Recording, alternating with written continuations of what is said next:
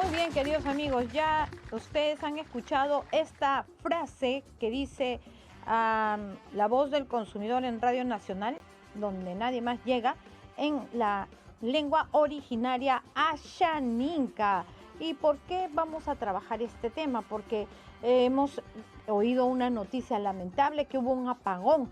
Que justo en ese momento estaban atendiendo de emergencia en el hospital del Niño de Breña y los médicos tuvieron que usar linternas, celulares, ¿no? Hemos visto también incendios que se provocan por los tableros de la luz, las llaves eléctricas, y hemos visto también algunas veces que hay un apagón inesperado y lamentablemente alguien sufre un accidente.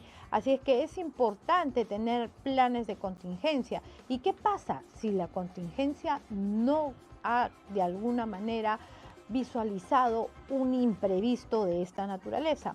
Para ello hemos invitado al ingeniero Francisco Mego Torres para que nos explique con un lenguaje coloquial, ¿no es cierto?, este tema: apagones sin caos, prevención eléctrica y plan de acción para hogares, edificios y hospitales. Bienvenido, mi estimado Francisco.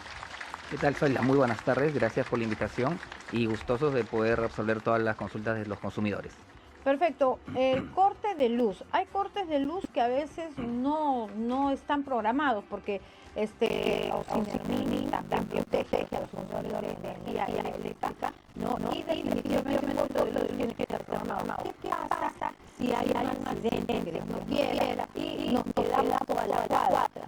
Hay problemas, por ejemplo, en el hecho de que al bajar la intensidad de la corriente eléctrica se pueden mejorar los efectos eléctricos. Un apagón inesperado puede generar el que un aparato eléctrico se malogre, ¿no? La familia de repente está fastidiada, o el que tiene el negocio necesita que estén congelados sus productos, o de repente una farmacia que tiene que tener los medicamentos en cierta temperatura baja.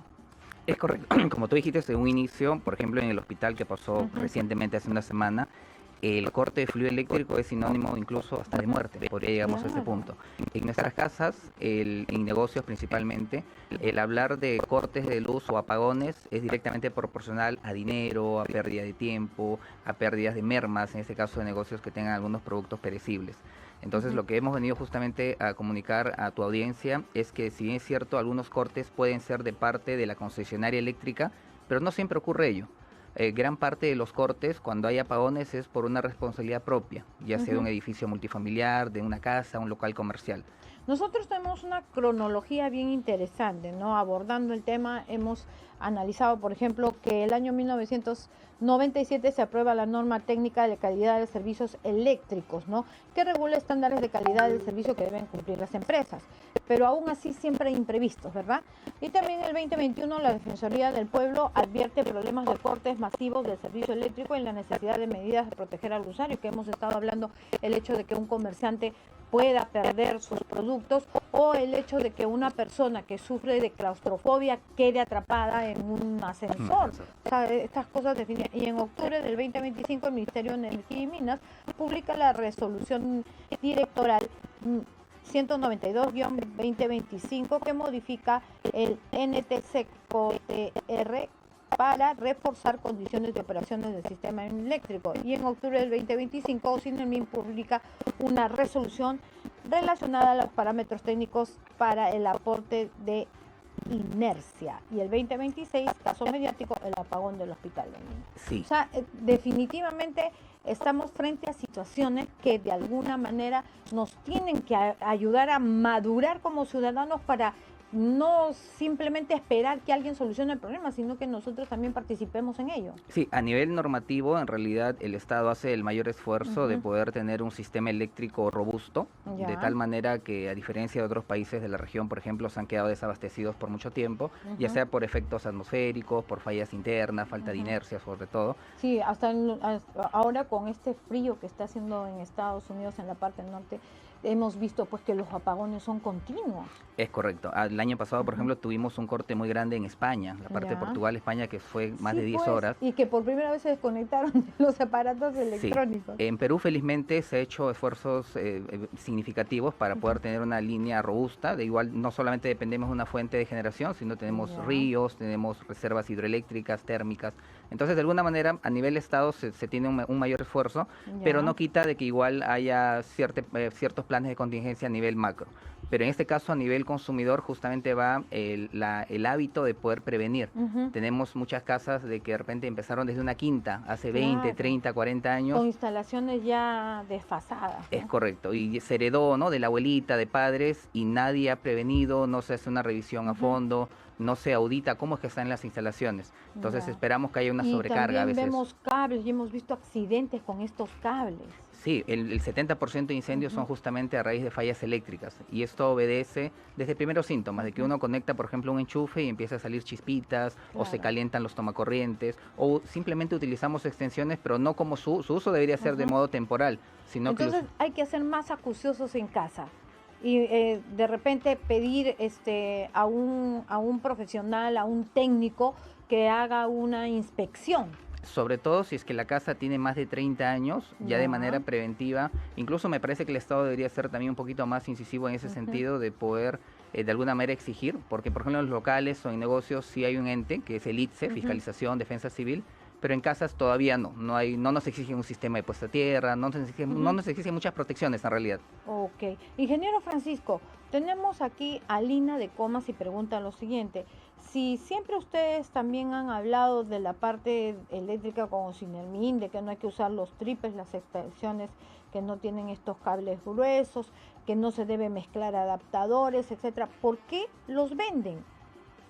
Exacto, es una excelente pregunta ya a nivel... Gracias, Alina, y un abrazo Sí. para todos nuestros amigos. A nivel Y eso reglamentario, también, ¿no? ¿Por qué si está prohibido estos cables mellizos que son tan débiles, exacto, como dice nuestra querida amiga, que hacer una torre ahí y claro. que expone a la familia, al ciudadano o al negocio? Claro, muchas veces Ujú. esto sucede cuando a nivel local se improvisa un poco este tipo de instalaciones. Por ejemplo, hemos salido de una campaña navideña donde las propias ferreterías hacen una adecuación manual, una Ujú. adecuación un poco artesanal, y a veces por un tema de Ujú. costo se opta por equipos que no tienen certificación, no tienen homologaciones. Ujú. Porque cuando uno importa estos Ujú. productos de fuera del país, se exige cierto nivel de certificación, de ISO, de reglamentos que cumplan justamente con el Código Nacional Ujú. Eléctrico.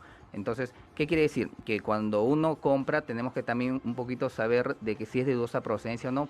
Y eso, ¿sabes qué me hace reflexionar, ingeniero Francisco? Usted me ha hecho reflexionar, y el hecho de que como ciudadanos tenemos que saber lo mínimo de la corriente eléctrica porque convivimos con ella. ¿Y cómo vamos a convivir con algo que ni siquiera manejamos, no? Por ejemplo, los adaptadores, etcétera, etcétera, de watts son, etcétera. Todo esto se debe enseñar en el colegio para que el niño también tenga esa capacidad de poder afrontar una situación. Es correcto, porque cuando uno tiene al menos el criterio general, va a Ujú. poder tener nociones sobre los peligros y riesgos asociados, sobre todo en esta temática eléctrica. E incluso las amas de Ujú. casa o nosotros como usuarios finales estamos en contacto constante con secadoras de cabello, Ujú. tenemos duchas eléctricas que a veces por costo utilizamos una ducha que no es la adecuada, incluso hay gente que percibe que electricidad en su cabello. Ay, no le creo. Y eso es porque adolecemos de puestas a tierra, no tenemos protecciones diferenciales. O sea, la puesta a tierra, justo acá hay varias preguntas sobre la puesta a tierra. Vamos a hablar. ¿Por qué son importantes la puesta en tierra? Primero, porque Ujú. protege la vida humana. Ya. Y segundo, alarga la vida útil de equipos eléctricos electrónicos. Muy bien. En casa, ¿quiénes tienen que tener esta puesta a tierra? Por buena práctica Ajá. deberíamos tenerla todos. Todos. Pero ¿qué sucede? Que no hay un reglamento donde exige a edificaciones antiguas tenerla. ¿Cómo en la casa cómo se gestiona la puesta Sí, a tierra? Físicamente, cuando seguramente uno tiene un jardín, ha visto Ujú. como que un buzón cuadrado amarillo, Ya, uno sí. levanta la tapa y hay una varilla de cobre. Ese Ya. es el sistema de puesta a tierra, que su función principal es drenar las corrientes parásitas, que en vez de que estén, por ejemplo, uno toca una lavadora y como Ajá. que siente una estática, Sí. o una refrigeradora o lo que fuese, en vez de Claro. sentir esa estática, ya no Siente hay como una corriente. un cosquilleo. No, exacto, no hace tanto daño, pero es peligroso. Y efectivamente, felizmente que no le ha hecho mucho daño a Ajá. algunas personas porque de repente tiene un elemento aislante, una zapatilla, una buena sandalia. Pero ha habido Ajá. casos de que, por ejemplo, una niña sin zapatos toca una nevera y se electrocuta. Ya, entonces porque hace contacto directo. Todos los hogares deben tener su puesta a tierra. Todos deberían tener su puesta a tierra, al menos incluso se podrían unir, ¿Y ¿no? en Entre los 2 o 3 departamentos hogares. igual? En los departamentos casi la mayoría sí tiene, porque ya son en base a la normativa. Con la nueva normativa. Norma nueva, ¿verdad? entonces en los sótanos se fabrican y esto con ello alimentamos todo. Por eso usted ha dicho que la inspección se hagan a casas que tengan que sean mayores Sí. en construcción de 30 años, Sí, ¿no? porque a ellos no se les exige. Tengo a Wilmer de Caraballo y él pregunta lo siguiente: a veces uno no sabe por qué es el apagón, a veces es un corte general, pero ¿qué nos recomienda hacer el ingeniero a los 5 minutos para reducir riesgos, ya que no sabemos si es local o si es un general?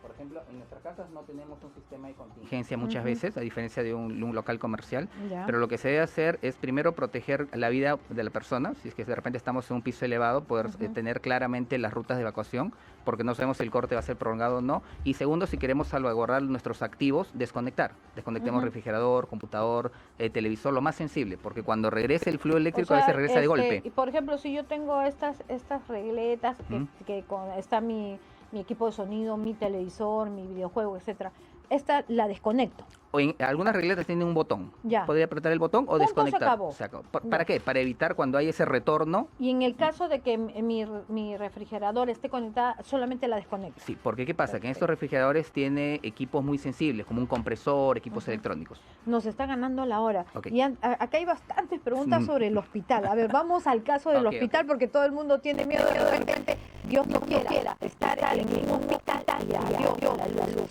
Por ejemplo, voy a ver algo ya. En el caso de Julia de Comas, ¿qué debería garantizar un plan de contingencia eléctrico para un quirófano? Por ejemplo, yo tengo a mi papá en el hospital que le van a hacer una operación al hígado. Plan de contingencia con respaldo al Ella como pariente de un paciente puede pedir ese plan. De repente es un poco complejo, pero se podría hablar con alguna altura del área de operación y mantenimiento, justo con este antecedente, porque por ejemplo, este evento que hubo que superar con internet celular, se acabó el celular y no sabían qué hacer. Entonces, ¿qué es lo que en un hospital debemos tener? Tensión comercial, tensión estabilizada y de emergencia. Que esto a nivel técnico se entiende muy bien, pero a nivel de casas, claro, se podría exigir de que algún representante, un área administrativa pueda garantizar, emitiendo justamente en esos portales de transparencia los planes de contingencia. Muy bien. Un mensaje final para las familias. Sí, que prevengan. En realidad las instalaciones eléctricas es un activo que es de mucha importancia, de mucho riesgo, entonces es mucho más económico prevenir que evitar fallas futuras. Perfecto. Y si quieren alguna asesoría, ¿dónde lo pueden contactar? Pueden encontrarnos en las redes sociales, estoy como Francisco Mego en el LinkedIn y por ahí podemos coordinar. Muchas gracias, Gracias a ustedes. ingeniero Francisco Mego, por esta ilustrativa, y nos ha hecho una clase magistral que nos ha ayudado a entender más fácilmente las cosas sin enredarnos mucho con palabras técnicas. Perfecto. Muchas gracias a Muy ustedes. bien. Entonces ahí está, prevenir antes que lamentar. Muy bien, queridos amigos.